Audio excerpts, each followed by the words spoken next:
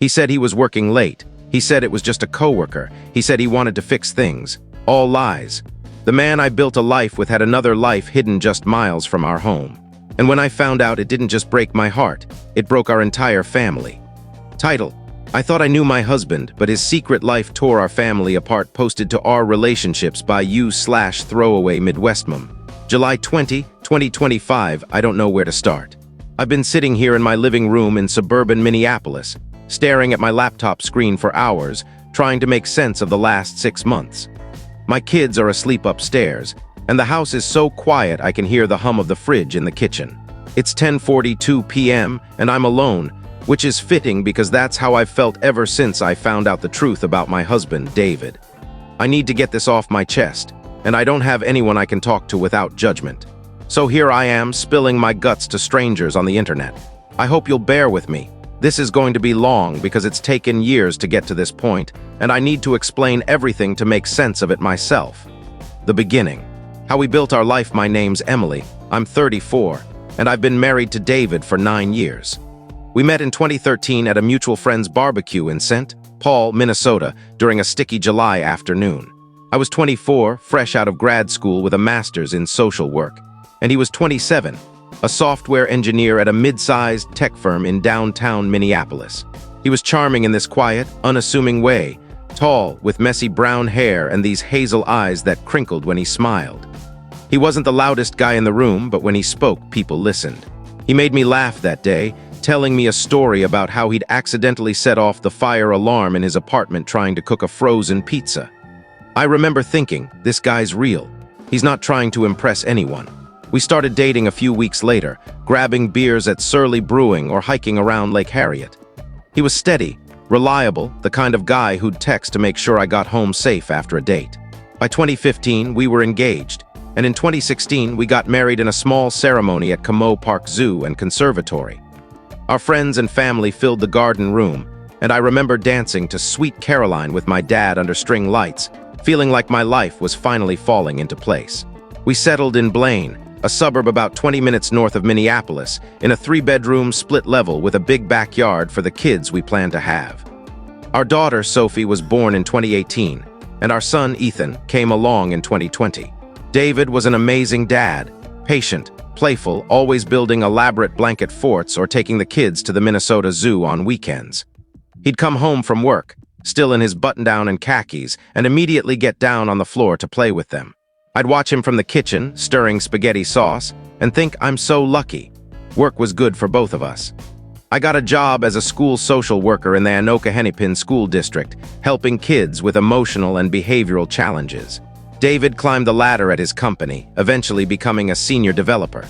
We weren't rich, but we were comfortable. 2 cars, a mortgage we could handle, annual trips to Duluth or the North Shore. Life felt like a Target commercial, cozy, predictable, full of love. But looking back, there were cracks I didn't see, or maybe I didn't want to see them. The middle, the first sign something was wrong, it started in January 2025, right after the holidays. David had been working late more often, which wasn't unusual.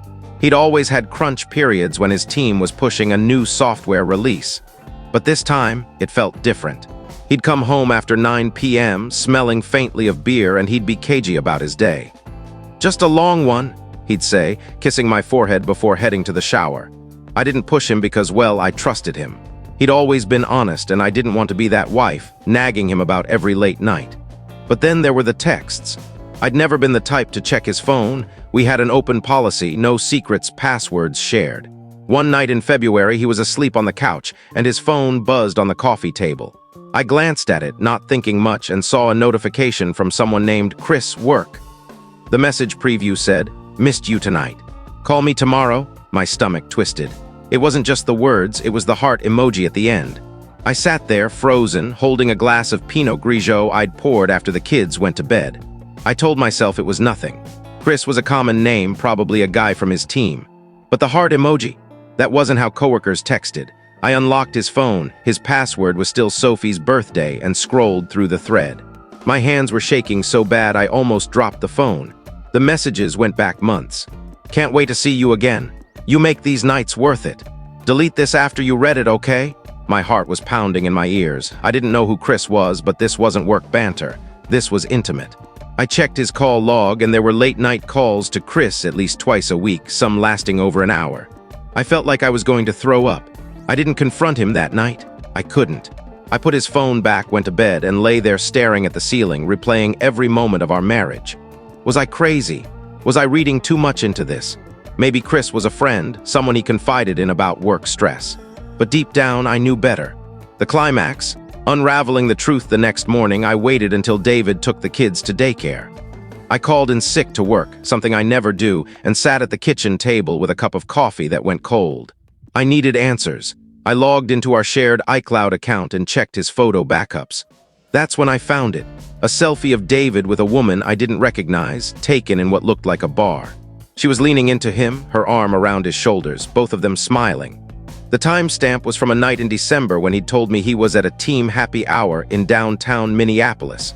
I dug deeper. His Google Maps history showed frequent trips to an address in Uptown, a trendy neighborhood about 15 miles from our house. I cross-referenced it with his texts to Chris and saw he'd been there the same nights he was texting her. I felt like I was in a movie, piecing together a mystery I didn't want to solve, but I had to know. That afternoon, I drove to the address. It was a sleek apartment building with a coffee shop on the ground floor.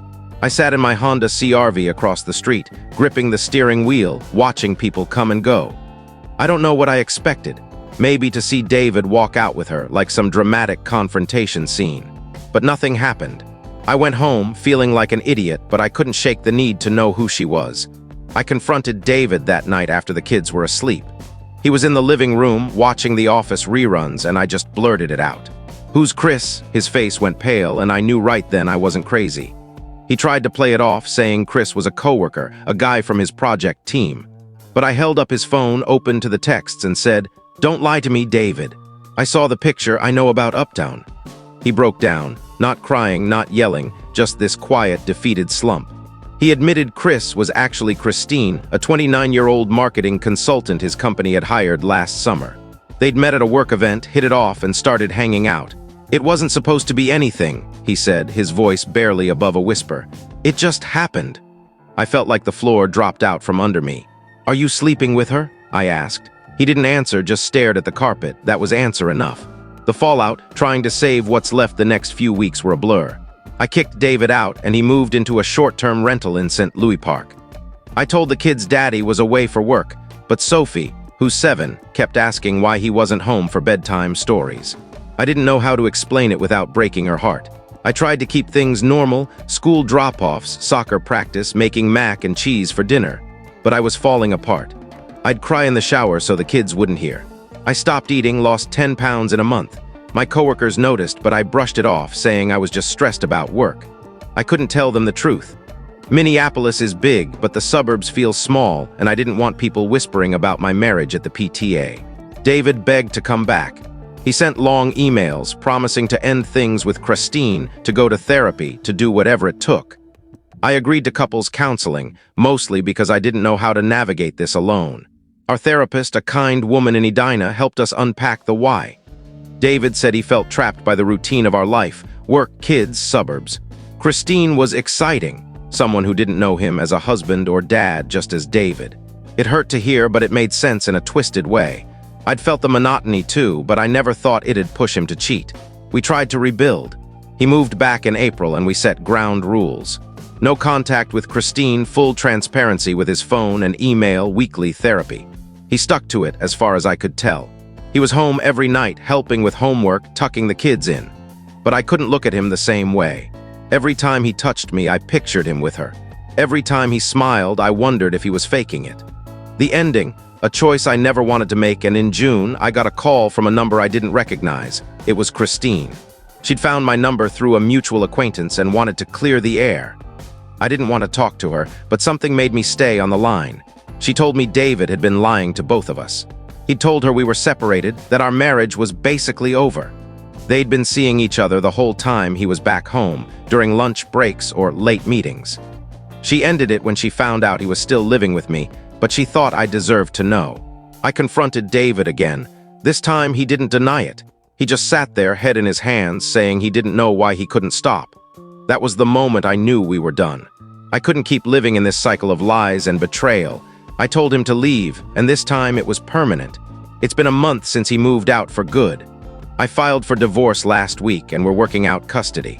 The kids are starting to understand that Daddy won't be living with us anymore, and it breaks my heart every time Sophie asks if it's her fault. I'm trying to be strong for them, but some nights, like tonight, I feel like I'm drowning. I don't know what I'm asking for here. Advice? Validation? I just needed to write this down to make it real. I thought I knew David, thought we had a life built on trust and love. Now I'm a single mom in a house that feels too big, trying to figure out who I am without him. If anyone's been through this, how do you move on? How do you trust again? And how do I help my kids through this without screwing them up? Thanks for reading, Reddit. I don't know what I'd do without a place to vent like this. TLDR. Found out my husband of 9 years was having an affair, tried to make it work, but he kept lying. Now we're getting divorced, and I'm struggling to hold it together for my kids. How do I move forward? So that is for today's story. Like, share it with others, and follow for more real-life stories and heartfelt experiences. Your support means everything, and it helps us share more stories like this. Thank you for reading, and I'll see you in the next one.